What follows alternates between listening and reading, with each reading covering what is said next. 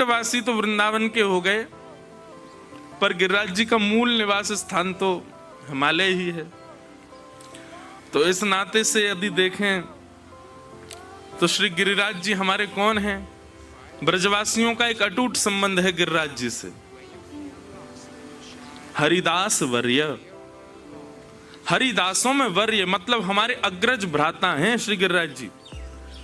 कृष्ण भक्ति करने वालों के सबके बड़े भैया हैं गोवर्धन नाथ, हैं वो स्वयं कृष्ण ही, पर फिर भी जो कृष्ण भक्ति में उन्मुक्त है उनके बड़े भैया हैं श्री गिरिराज जी। गिरिराज जी की शरण ग्रहण कर लो, यदि आपकी भक्ति में कोई चूक हो रही होगी तो गिरिराज जी ठीक कर देंगे। तो बड़े भैया को घर तो ये हमारो ही घर भयो, एक प्रकार से हम अपने ही बड़े भैया के स्थान पर कजन ब्रदर के घर आए हैं घूमने के लिए। तो हिमालय जो है ये हमारे श्री गिरिराज जी का स्थान है। हम धन्यवाद कहते हैं ऐसे हिमालय को जिसने हमारे ब्रजमंडल के सिर मोर श्री गिरिराज जी प्रदान किए। ऐसे इस पर्वतराज हिमालय की श्रृंखला में महादेव के चरणों में आज सोमवार का भी दिन है, मधुर वातावरण हो रहा है।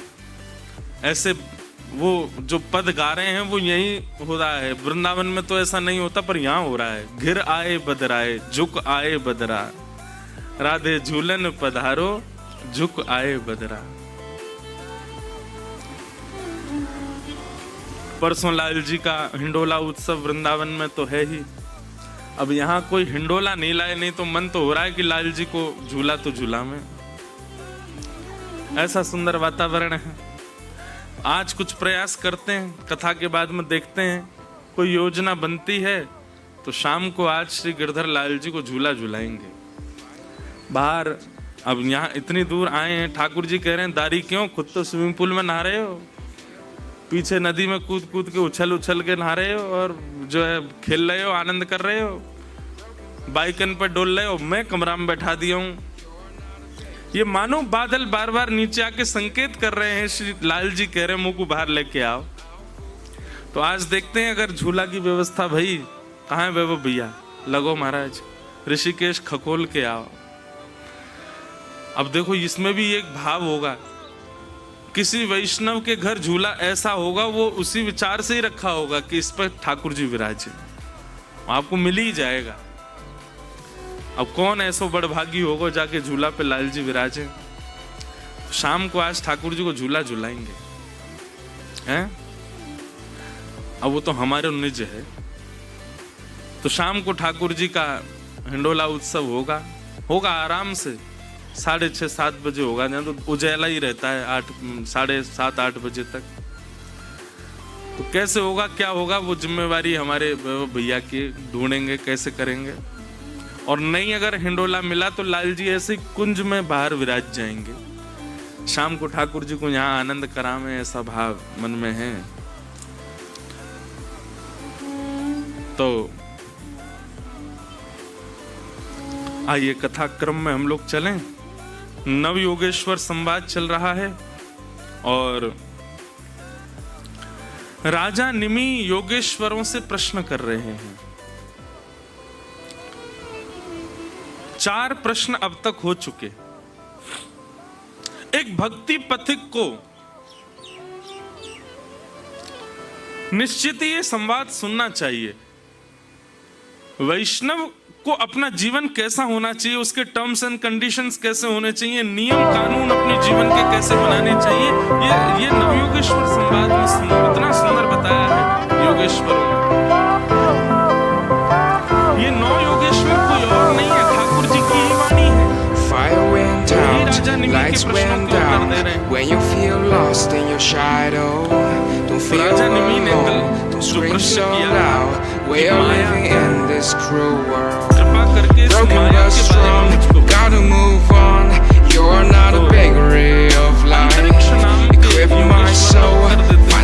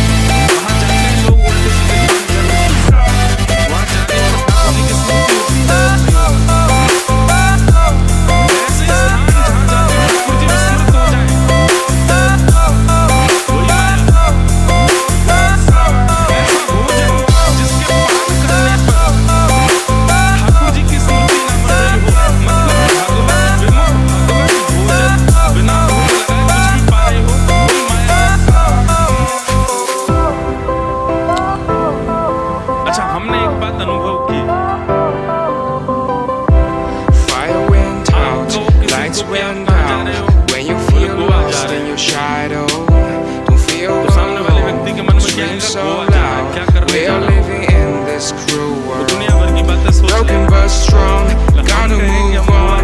You're not a bakery of life. Equip my soul, find the real gold. I'll fulfill what I started.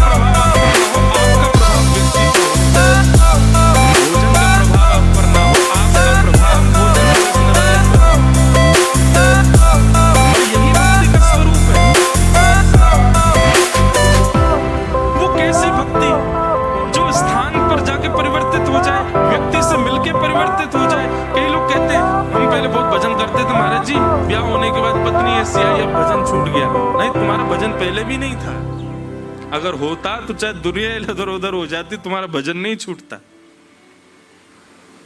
पहले हमारा बहुत भजन था, पर जब से बंबई चले गए, पहले वहां रहते थे गांव में, वहां भजन हो जाता था, बंबई आते भजन छूट गया। इसका मतलब क्या है? तुम्हारा पहले ही भजन नहीं था, इसलिए बंबई और ये गोवा हो गए, ऑस्ट्रेलिया हो गए, कनाडा, अमेरिका, इनसे प्रभाव थोड़ी पड़ता है भजन पर। आते थे और वन में विचरण करते हुए जब भुजा उठा करके हरि बोल हरि नाम संकीर्तन जब करते थे, तो हिंसक जीव भी जो केवल काटना मारना खाना जानते हैं, ऐसे जीवों के चित्त में भी ममता प्रकट हो जाती थी और वो जीव भी चेतन महाप्रभु के साथ में कीर्तन करने लगते थे। इसका मतलब क्या है? भजन अपना प्रभाव डालता है। भजन उस वातावरण को, उस व्यक्ति को, उस स्थान को प्रभावित करता है, और आपके भजन से यदि ये प्रभाव नहीं जा रहा है तो आपका भजन अभी उतना नहीं है।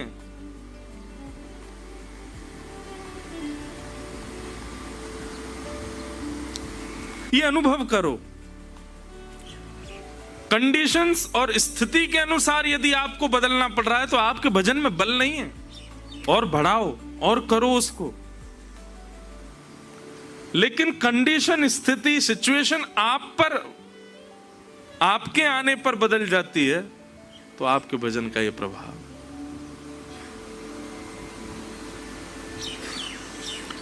तो माया क्या है? जो भी वस्तु, कुछ भी हो, A to Z, जो भी ठाकुर जी से विलक करने में परिश्रमित है, वही माया है। उसे माया कहते हैं।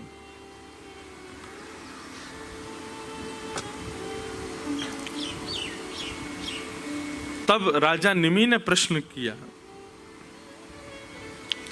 यथैतामैश्वरीं मायां दुस्तराम कृतात्मभिः तरन्त्यञ्जन स्थूल धियो महर्षः इदमुच्यताम्। महाराज, ये माया तो बड़ी भयानक होती है। इस माया में फंसने वाला तो फिर कभी इस माया से नहीं बच पाता। कृपा करके नाथ, मुझ पर अनुग्रह करके जरा ये तो बताइए, इस माया से बचने का कोई साधन है, कोई तरीका है, कोई उपाय है? अच्छा, एक बात कभी कभी मन में विचार आती है, संसार में कितना भी बड़ा पाप हो, संसार में कितने भी गलत काम हो, संसार में कितने भी बंधन हो, पर ऐसा हो नहीं सकता कि सबसे मुक्त होने का कोई उपाय ना हो। ऐसी कोई क्रिया नहीं संसार में कि वो आपने कर दी और उससे आप बच ना सको, उससे मुक्त ना हो सको। शास्त्रों में सबका निदान बताया गया है।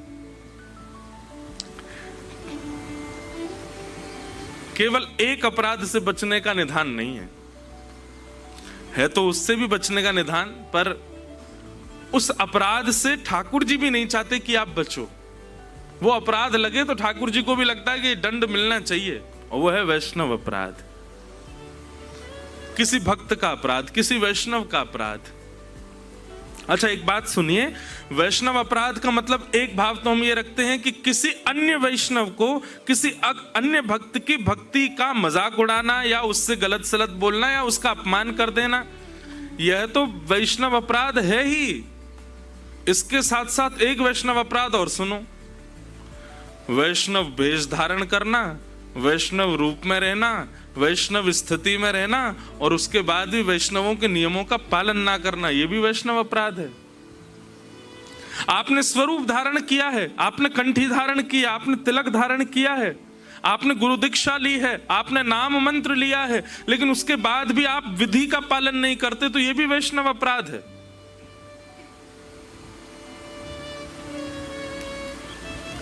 स्वयं को वैष्णव कहलाना मात्र से काम नहीं चलेगा, वैष्णवता होनी चाहिए आपके आचरण में।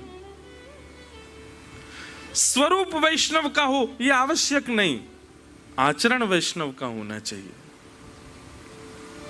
और आचरण में वैष्णवता नहीं है तो यह भी एक अपराध है, तो फिर स्वरूप भी धारण मत करो। तो माया से कैसे बचा जा सकता है नाथ, कृपा करके मुझे बताओ। तब प्रबुद्ध नाम के योगेश्वर उत्तर देते हैं, और उन्होंने उत्तर देते हुए क्या कहा, बहुत ध्यान से सुनना, इतना सुंदर प्रसंग है। तस्माद् गुरुं प्रपद्येत जिज्ञासु श्रेय उत्तमं शब्दे शाब्दे परे च निष्णातं ब्रह्मण्युपशमाश्रयम्।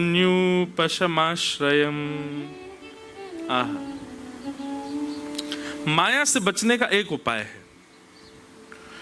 माया से बचने का मतलब, माया में रहते हुए भी माया आपके हृदय को प्रभावित नहीं करेगी। कब? जब गुरु शरणागति से गुरु की दिशा रूपी कवच को पहन करके यदि चलोगे तो माया आप पर प्रभाव नहीं डाल पाएगी। एक बात मेरी बहुत ध्यान से सुनिएगा,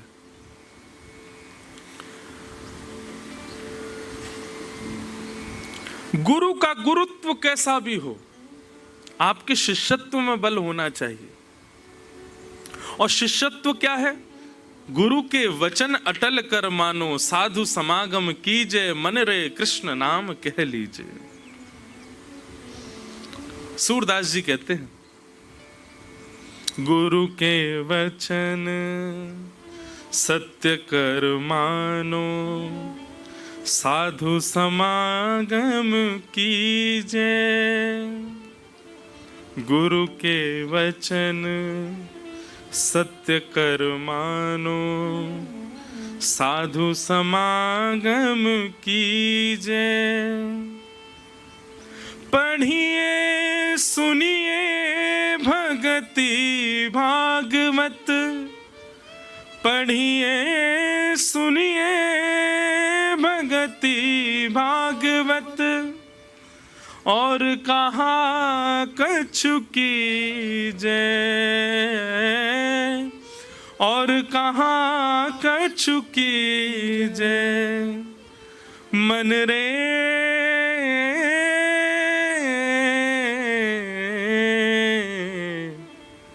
कृष्ण नाम कह लीजे,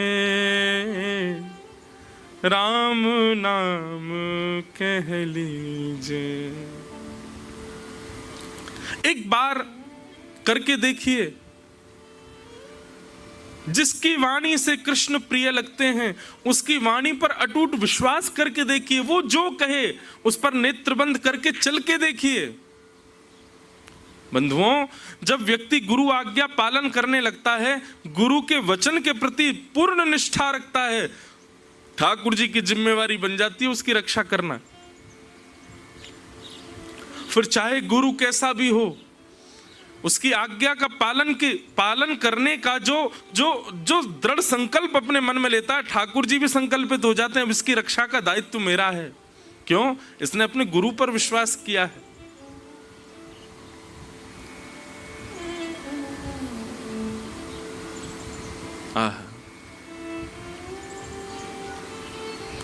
तस्मात् गुरु प्रपद्येत।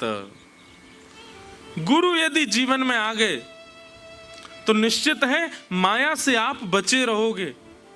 माया में रहते हुए भी माया का प्रभाव आपके ऊपर नहीं होगा। एक प्रकार से ये समझ लीजिए, गुरु कौन? बोले रेनकोट है, कितनी बरसा कर लो गीले नहीं होगे।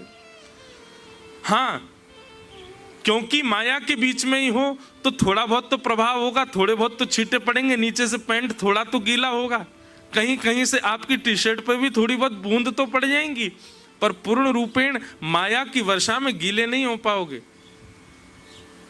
गुरु कवच यदि साथ है, गुरु आज्ञा की पालन का संकल्प दृढ़ यदि चित्त में है, तो माया से बच सकते हैं। राजा निमि ने इसी प्रश्न में ही एक और प्रश्न किया, बहुत ध्यान से सुनिएगा। और वो प्रश्न क्या है? महाराज, गुरु की पहचान बताओ। गुरु कौन है?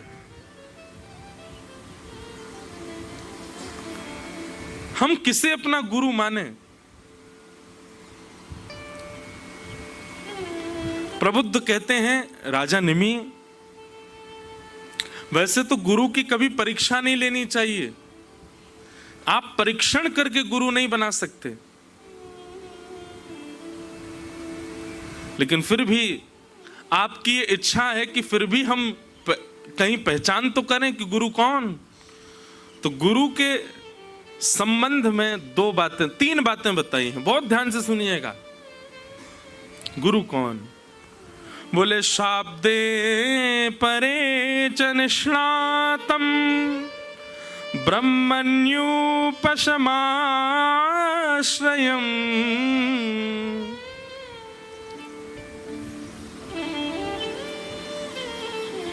बाद में मत कहिएगा कि हमको नहीं पता चला कि हमारे गुरु कौन होने चाहिए। तीन लक्षण देखो। सबसे पहला, प्रबुद्ध कहते हैं गुरु शब्द ब्रह्म में निष्णात होना चाहिए। शब्द ब्रह्म मतलब ये जितने भी वैदिक बातें हैं, जितने भी हमारे ग्रंथ पुराण आदि हैं, इन सबके भावों को भली भांति जानने वाला होना चाहिए। शाब्दे च निष्णातम, उसकी शब्द ब्रह्म में निष्ठा होनी चाहिए। लेकिन इसमें प्रबुद्ध एक चीज कहते हैं, कई लोग होते हैं वो प्रवचन में बहुत अच्छे होते हैं पर पालन कुछ नहीं करते, अपने जीवन में नहीं करे, दूसरों को करवा देते हैं। एक प्रसंग मुझे इतना अच्छा लगता है। गिरिराज जी में एक व्यक्ति रहता था। वो क्या करता था? वो कभी श्रीनाथ जी के दर्शन नहीं करता था, केवल श्रीनाथ जी के स्वरूप श्रृंगार के बारे में किसी से सुन लेता था और सुन करके लोगों को प्रभावित करने के लिए एक पेड़ के नीचे बैठ करके ठाकुर जी के रूप का वर्णन करता। आज ठाकुर जी ने ऐसी नथबेसर पहनी है, ठाकुर जी ने ऐसे सुंदर हीरा अपनी थोड़ी पे धारण किया है, आज ठाकुर जी ने मयूराकृत कुंडल धारण किए हैं, ऐसी सुंदर पाग पहनी है, फिरोजी श्रृंगार किया है, आहा लाल चुनरी डारी है ठाकुर जी ने, यहाँ पर कमल पंखड़ी ठाकुर जी ने धारण करी है। लोग बाग उसकी वार्ता सुनकर के बड़े रीझ जाते, वाह भाई कितना सुंदर वर्णन करता है ठाकुर जी का। और खुद कभी दर्शन नहीं करता था, केवल और केवल फैन फॉलोइंग के लिए। उस समय भी होती होगी फैन फॉलोइंग। अच्छा, एक बात तो है, दो ही लोगों के लिए लोग मरते ज्यादा, या तो धन या फिर फैन। या तो हमें धन बहुत मिल जाए या लोग बहुत मिल जाएं, दो की इच्छा सबसे बुरी है। जब आपको बहुत लोग पहचानने लग जाते हैं ना, कुछ समय तो बढ़िया लगता है, लेकिन कुछ समय के बाद नहीं लगती कहाँ जाऊं मैं, अब क्या करूं मैं, अब मुझसे सहन नहीं हो रहा ये। वो सुख नहीं देता। एकांत जितना सुख देता है उतनी भीड़ सुख नहीं देती है। बुरा नहीं मानिएगा, पर हमारी अकिंचन कथा जो पहले होती थी ना, उसका सुख मुझे आज भी याद आता है। आज भी इतना याद आता है वो अकिंचन पूर्व वाली कथा का। इसका मतलब ऐसा नहीं हम आपको कुछ कह रहे हैं, अच्छा है आ रहे हैं, इतने वैष्णव आ रहे हैं, अच्छी बात है, सुबह सुबह उठ के आ रहे हैं, हम तो परीक्षा ले रहे हैं कि आके दिखाओ सुबह, पर आप हमसे भी पहले आ जाते हो। कल रात में बारिश हुई, मैंने कि अब तो नहीं आएगा कोई, फिर भी आ गए। ये सब आपकी निष्ठा के ऊपर निर्भर। अच्छा, फिर जिस दिन हम यहाँ आए, मैंने कि ये बढ़िया है, दूर है, ऋषिकेश से भीतर जाके है, यहाँ तो कोई पहुंच ही नहीं पाएगा, फिर भी आ गए आप। हमने कोई प्रचार नहीं करवाया, फिर भी आ गए आप। इससे ये बात सिद्ध होती है कि सब ठाकुर जी आपके चित्त में बैठे, वही लेके आते हैं, वही आपके नेविगेटर हैं, नेविगेशन वही चलाते हैं आपके, चलो चलो चलो पहुंचो वहां पे। पर हमको पूर्व वाली कथा बड़ी याद आती है। माइक ही नहीं होता था, एक छोटा सा माइक लगा रहता था यहाँ पे, और एक छोटे से स्पीकर में आवाज आती थी, वो भी 15 मिनट बाद बंद हो जाता था, फिर उसको दोबारा चालू करना पड़ता था। मतलब ऐसा नहीं कि हम पे कोई व्यवस्था नहीं, लेकिन जानबूझ के अव्यवस्थित कथा करते थे। यहाँ ऋषिकेश में ब्रह्मपुरी में कथा हुई, रज में बैठते थे गंगा जी के तट पर, कोविड का समय, कोई भीड़ ही नहीं, ना गाड़ियों की आवाज, ना बस की आवाज, कुछ नहीं। सुबह सुबह 5 लोग होते थे, 3:45 बजे बैठ जाते थे कथा में। और कथा जैसी होती महाराज, एक महात्मा जी थे यहाँ पे, तो अब आप लोगों में से जो लोग ऋषिकेश के हों उनको शायद पता होगा, जैसे नीचे जाते हैं तो गरुण चट्टी का जो पुल है गंगा जी का, वहां से छलांग मारते थे वो कथा में आने के लिए गंगा जी में, और छलांग मारते और महाराज तैरते तैरते कथा में आते गंगा जी में। मैंने उनका नाम रखा था स्पाइडरमैन बाबा। वो छलांग मार ही नहीं सकता कोई, इतनी ऊंचा वो पुल है, वहां से छलांग मारते थे नीचे, और इतनी गहरी गंगा जी में वैसे हाथ पांव, बस उनका मुंह ही नहीं हिलता था, सीधे आ जाते थे कथा में। और वो आते तो जहां मेरी व्यासपीठ थी वहां बगल में इतना बड़ा पत्थर था कि वो मेरे सिर से भी ऊंचा, वही उनका आसन था, वहीं ऊपर आके बैठते उस पे पत्थर पे, और वहां ऊपर बैठ के कथा सुनते। मैंने बाबा व्यास के सिर पे बैठ के कथा सुनना है? बोले चुपचाप सुनाओ। अल्लड़ बाबा और थे वो। जय हो। कथा के बाद भी सामने उनका आश्रम था, मतलब थोड़ी दूरी पे, वहां भी पैदल नहीं जाते थे, गंगा जी में कूद के, और फिर गंगा जी में तैरते तैरते, तैरते भी नहीं थे वो, पता नहीं क्या चलते थे, बड़ी स्पीड में जाते थे। अद्भुत महात्मा। कथा में कभी बारिश हो जाती थी तो छतरी ले लेते थे, सब श्रोता 5-6 तो श्रोता होते थे, वो पन्नी पहन लेते थे ऊपर, तब कथा सुनते थे। शाम को फिर गिरधर लाल जी का उत्सव होता था, बड़ा आनंद आता था।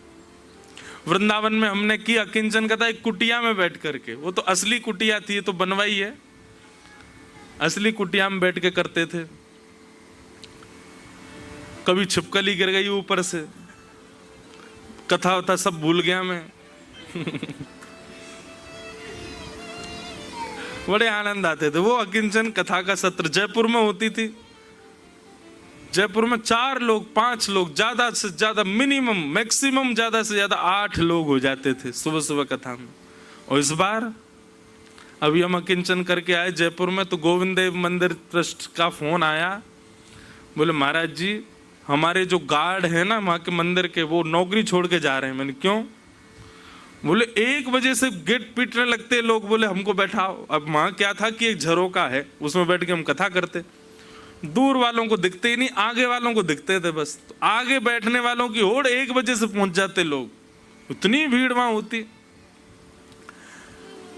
अब इसका एक अच्छा भाव तो ये लगता है कि देखो कथा जिस उद्देश्य से कर रहे हैं वो उद्देश्य सफल हो रहा है। युवा इतने कथा में आते हैं, अच्छा लगता है, इतनी संख्या में लोग आते हैं, सुबह सुबह का भी विचार नहीं करते। ये वो समय पर कथा होती है जिस समय सबसे बढ़िया नींद आती है, उस समय आप छोड़ छाड़ के आते हो। लेकिन फिर स्मृति आती है कि जब कोई नहीं था तब की कथा का सुख भी कितना अच्छा था। तो कई बार बहुत लोगों का पहचान जाना ये सुख नहीं देता, बहुत धनवान हो जाना सुख नहीं देता। व्यक्ति जब निर्धन है तो ये सोचता है कि मैं धनवान हो जाऊं तो सुखी होऊंगा, और धनवान होने के बाद में वो याद करता है कि जब मैं निर्धन था तो कितना अच्छा था। ऐसा स्वरूप होता है। तो गिरिराज जी में एक वैष्णव रहता था। वो कभी दर्शन नहीं करता था, केवल किसी से सुन करके और उसमें थोड़ा बढ़िया सुंदर शब्दावलियों का प्रयोग करके प्रवचन में सुनाता था। आज श्री जी बाबा ऐसे लग रहे हैं, हाँ हाँ श्रीनाथ जी का स्वरूप ऐसा, और सुनने वाले लोग तो बड़े प्रभावित हो जाते उससे। एक दिन सूरदास जी निकल रहे थे वहां से, और सूरदास जी ने जैसे ही उसके वचन सुने तो सूरदास जी तो देखो, संत और वैष्णवों में परखने की एक क्षमता आ जाती है। वो परखे ना, वो बात उनकी है, पर उनको पता चल जाता है कि सही गलत क्या है। शब्दों से ही सूरदास जी को पता लग गया कि ये इसने स्वयं ने तो दर्शन किए नहीं है, केवल दूसरे से सुन के प्रवचन कर रहा है। जैसी सारी भीड़ उठ करके गई, सूरदास जी उसके पास पहुंच गए। सूरदास जी बोले, भैया तुमने बड़ा सुंदर वर्णन किया ठाकुर जी के रूप का। हाँ हाँ हाँ हाँ, जय हो। बोले, लेकिन मैं जानता हूं ये तुम दर्शन करके नहीं आए हो, किसी से सुन के तुमने बोला है। अब जैसी चोरी पकड़ी गई, घबरा गया।